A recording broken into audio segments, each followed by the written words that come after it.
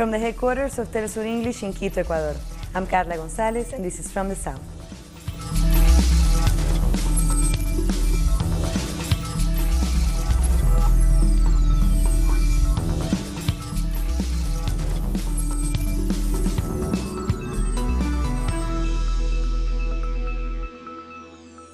Guatemala's Fuego volcano death toll continues to rise.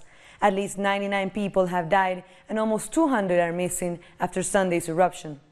Rescue workers continue their efforts to find the victims of the disaster, although the lava and ash buried several villages in the southwest of the country. According to the National Institute of Forensic Sciences, just 28 bodies have been identified so far. Guatemala's National Disaster Management Agency, CONRED, said that 1.7 million people have been affected by the volcanic eruption.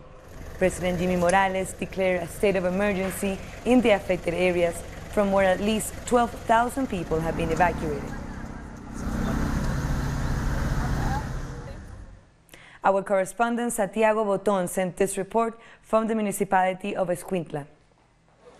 Saludos, colegas. Me encuentro en la More than 120 families were rescued by the villagers of the municipality of Escuintla after the Fuego volcano erupted on Sunday.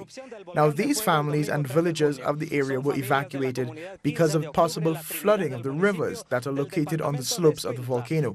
Rescue workers are also worried about the victims not having access to food. The families were taken to a shelter in military trucks. Buses haven't been able to access the area. We'll keep you updated on the latest. That was Santiago Botón from Guatemala. Nobel Peace Prize laureate Rigoberta Menchú called for the national and international community to join the humanitarian efforts currently ongoing in the affected areas. Menchú took to Twitter also to ask people to help with the reconstruction of the communities destroyed by the eruption. She also thanked the rescue workers for their efforts, and the head of the International Red Cross, Francesco Roca, is due to visit the country on Thursday. Local volunteers distributed food to rescue workers and the residents, together with water, toilet paper, diapers, and other necessities. Meanwhile, a number of congressmen have called for the head of the National Coordinator for Disasters Reduction, Sergio Cabañas, to resign, saying he failed to warn about Sunday's deadly eruption. Opposition lawmaker Mario Taracena said the government should investigate Cabañas for criminal negligence. Moving to Peru, where the National Congress suspended lawmaker Kenji Fujimori over corruption allegations. Fujimori is accused of alleged vote buying to prevent the dismissal of former President Pedro Pablo Kuczynski, who resigned in March. However, the Congress lacked a quorum to dismiss him. The motion was raised by his sister and his political rival, Keiko Fujimori, who wanted to completely oust her brother. Sibling rivalry is strong, and analysts say that Kenji and Keiko, children of former President Alberto Fujimori, could even square off against each other in a presidential bid in 2021. I want to tell my sister Keiko, congratulations. Here, you took my head. Today is being nauseating. The due process has not been respected. The Constitution has been violated. I leave feeling outraged, but with my head held high. Because, as I said when I gave my defense, I have a clear conscience. I am an honest person. In Nicaragua, President Daniel Ortega and a delegation of Catholic bishops are set to meet on Thursday to discuss the resumption of the talks mediated by the Church to put an end to the political crisis in the country. The announcement was made by the Nicaraguan Episcopal Conference in a public statement, in which it said that the goal is to find a way to restart the national dialogue in order to bring back justice and peace to Nicaragua.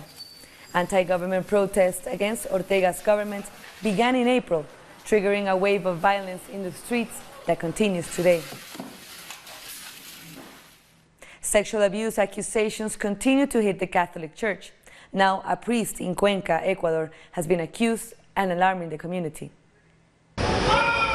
5 formal charges of rape have been filed with the prosecutor's office and the Archdiocese of Cuenca against Father Cesar Cordero Moscoso.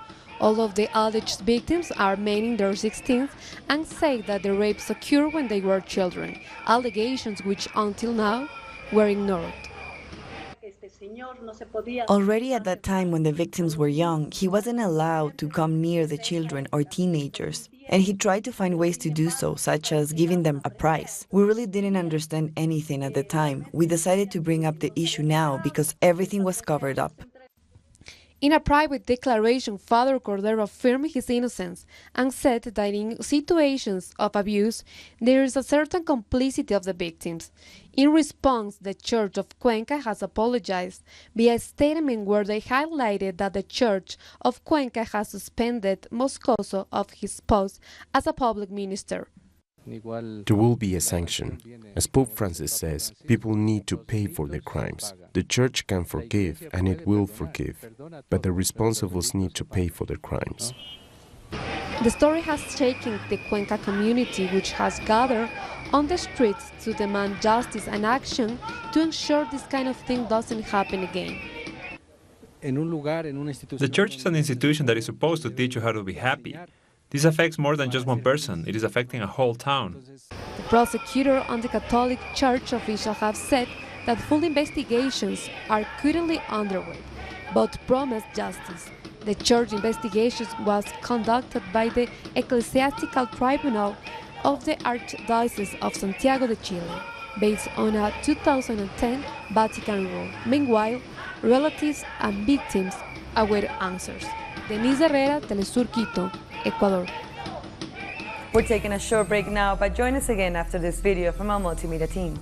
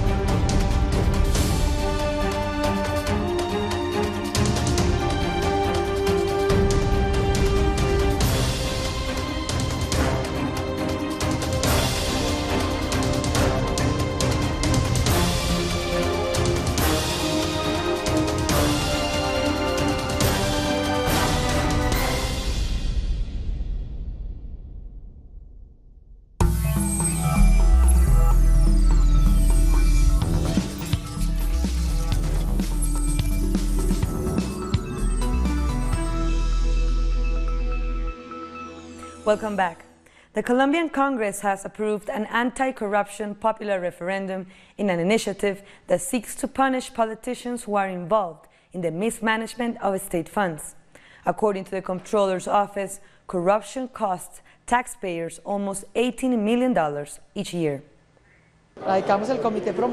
Senator Claudia Lopez, a promoter of the anti-corruption referendum, explained the importance of taking this initiative to the polls since it seeks to end the embezzlement of public funds. The Senate approved the referendum with 84 votes in favor and 0 against. They are stealing 50 billion pesos a year. That is 20% of the national budget of Colombia. 5% of the gross domestic product remains in the hands of corrupt politicians and authorities. The anti-corruption referendum will consist on 7 questions, among them the reduction by half of the salaries of congressmen, public hearings to follow up on the use of public budget, and to eliminate the legal benefits to those convicted of corruption. The senators who voted in favor said that corruption is leaving more victims than the armed conflict. There are disastrous levels of corruption. 50 billion pesos kills children in Colombia, kills young people that have no opportunities. Today, corruption kills more people than the armed conflict. This is removing the possibility of education and health for the people that need it, and the possibility of having a job and improving living conditions. Analysts have explained that political parties have illegally absorbed public funds. The state is like a mechanism of political parties that dominate this country. There is an obvious conspiracy between the private sector and the state. We know that the justice system will do nothing to them, because it is also privatized. The Ministry of Interior explained how the referendum would work. The law states that following the Senate's decision, there are 8 days to call for the referendum, which has to be done within the next 3 months. The deadline would be September the 2nd. One of the topics in the referendum is the possibility of canceling corrupt contracts and to demand that all politicians make their tax returns public and establish a maximum of 3 terms for employment in a public institution. The feminist protest called All to the Streets, Workers, Migrants, Students and Mothers took place in the capital of Chile. Thousands attended the march to call on the government to listen to the demands of the feminist organizations. They want women's rights to be enforced in a society they consider sexist, unequal and violent. They also ask for education reform to teach children about sexuality, gender identity, and prevent hate crimes against women and LGBTI communities. They say it's not enough to punish human rights violations and that it is necessary to educate the new generation.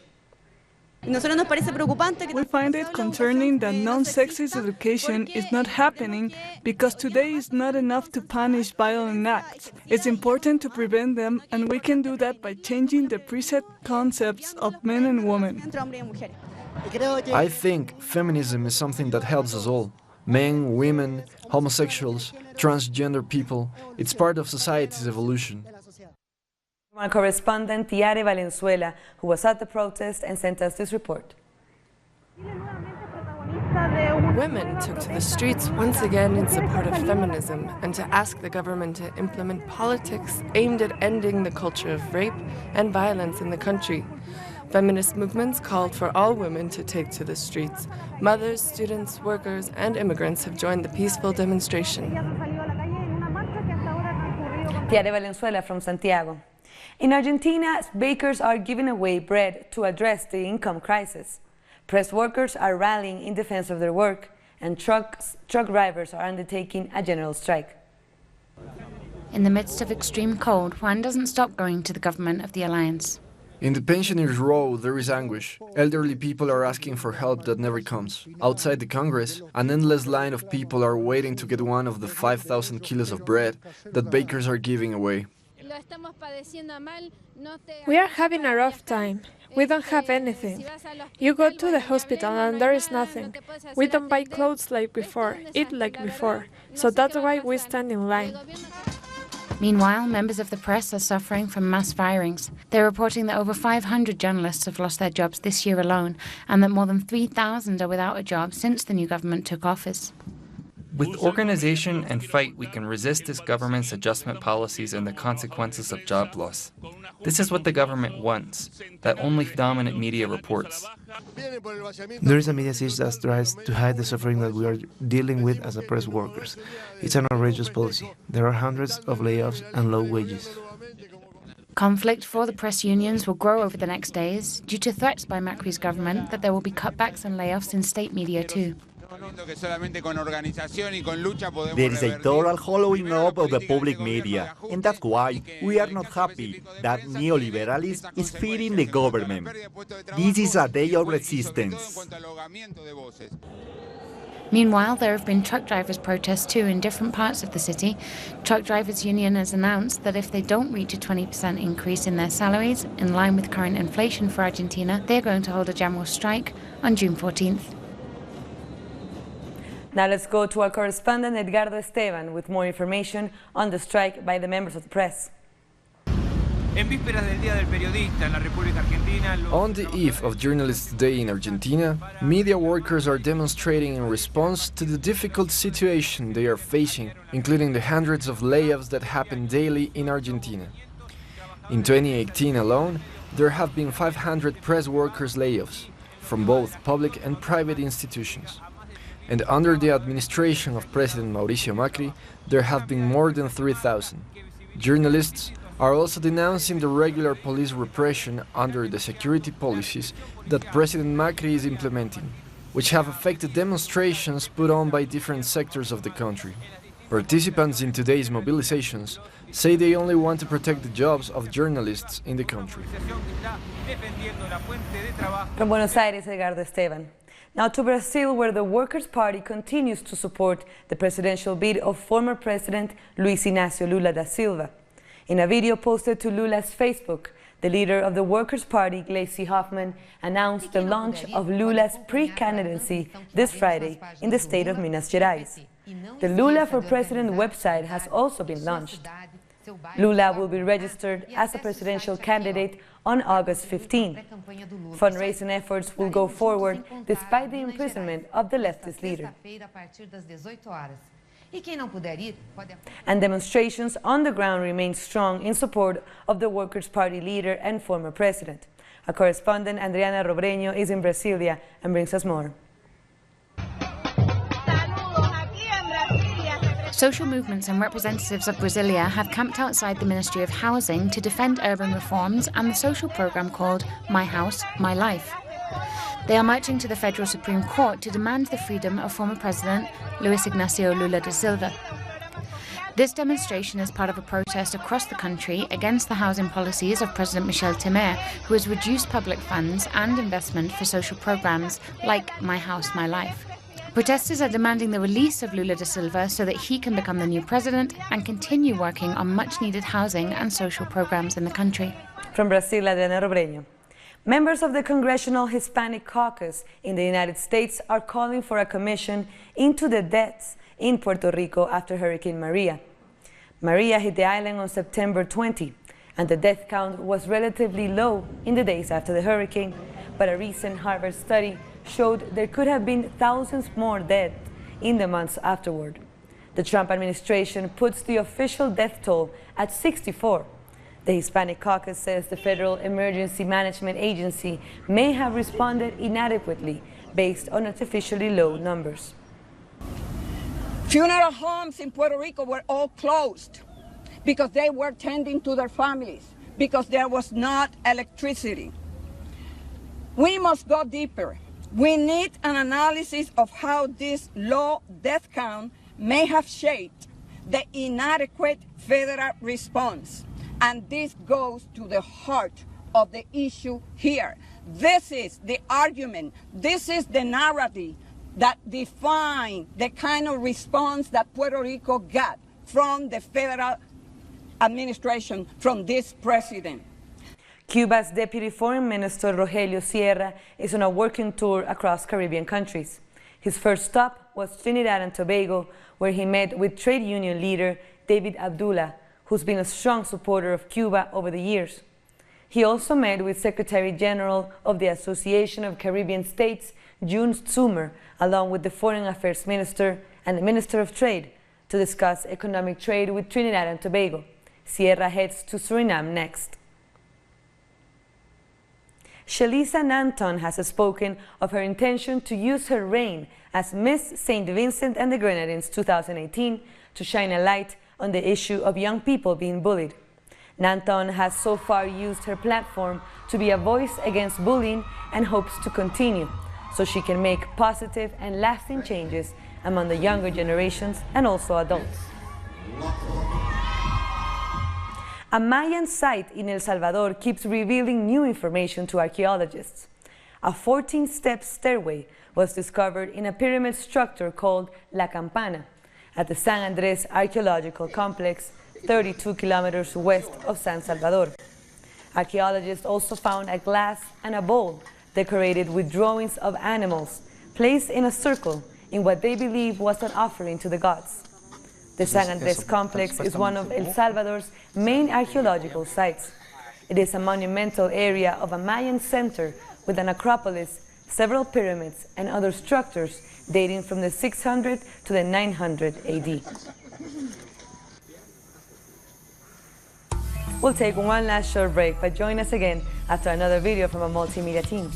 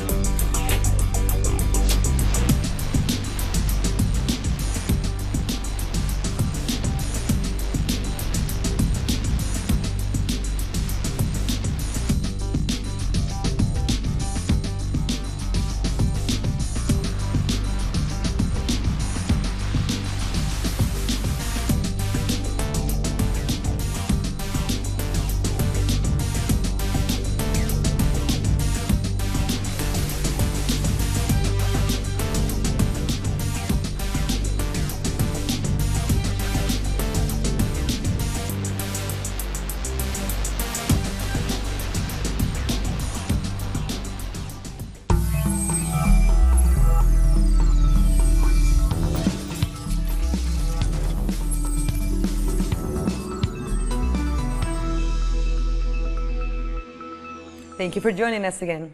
In Spain, the new cabinet of ministers have been sworn in before King Felipe VI. The new government, headed by socialist Pedro Sánchez, has a majority of women, 11 out of 18 ministers, and 2 ministers who are openly gay. Our correspondent in Madrid, Eduardo Marín, brings us more details. Saludos desde Madrid. The new Spanish Prime Minister Pedro Sánchez has announced the names of his new cabinet, a cabinet where women are the majority. For the first time in Spanish history, Carmen Calvo will be the vice president, as well as she will head the Ministry of Equality. Also, the ministries of Economy, Finance, Justice are going to be headed by women. Regarding male ministers, some surprises. For instance, Judge Grande Malasca is openly gay. He married in 2005 when same-sex marriage was legalized in Spain. Pedro Duque, who will head the Ministry of Science, was the first Spanish astronaut. At the head of the Foreign Affairs Ministry is Josep Borrell, who was president of the European Parliament. Pedro Sánchez says he wanted his government to be a true reflection of the Spanish society and a true reflection of the feminist movement. On March 8th this year, millions of Spanish women took to the streets. According to Pedro Sánchez, it changed history in Spain. Pedro Sánchez also highlighted that his new government is pro-European. That was Eduardo Marín from Spain. Russian President Vladimir Putin is holding his annual phone-in session with the general public. During the session, people from across the country have the chance to contact the president via telephone, text message, or the dedicated website. Putin has been responding to questions on a wide range of subjects, from Moscow's foreign policy to regional and local issues. More than 2 million questions have been submitted so far for Putin's Direct Line 2018 Q&A. The multimedia studio hosting the event is equipped with video walls along the perimeter that enables Putin to immediately get in contact with regional governors and the cabinet ministers in order to address each issue straight away. And on a question about U.S. sanctions on Russia, Putin said it's a mistaken approach and that defending the interests of his country must be done consistently in the spheres of politics and economics. As you can see, this is a way of restraining Russia, just as these notorious sanctions, because these endless allegations of wrongdoing form a base on which to enact restraining measures, as those who use these measures believe. Why do they do this? Because they see Russia as a threat. They see that Russia is becoming a competitor. Scores of migrants have drowned in Yemen. Here's more on that story and other ones making headlines around the world. At least 48 Ethiopian migrants have drowned off the shore of Yemen. 16 others are still missing after their boat capsized in the high waves in the Gulf of Aden. The International Organization for Migration said at least 100 migrants were crammed into a smuggler's boat that left from Somalia to Yemen. The accident comes days after 100 migrants were killed in the Mediterranean Sea near Tunisia. Afghanistan's President Ashraf Ghani has announced on Thursday a week-long ceasefire with the Taliban for the festival of Eid al-Fitr until 20th of June. It is not clear if the Taliban has accepted it, although the president said operations against other militant groups including Islamic State will continue. Since the beginning of the year, the government has been trying to cut a peace deal with the Taliban, but without any success. Instead, terror attacks in the country have increased since then. Afghan National Defense and Security Forces will only stop offensive maneuvers against Afghan armed Taliban and will continue to target Daesh and other foreign-backed terrorist organizations and their affiliates.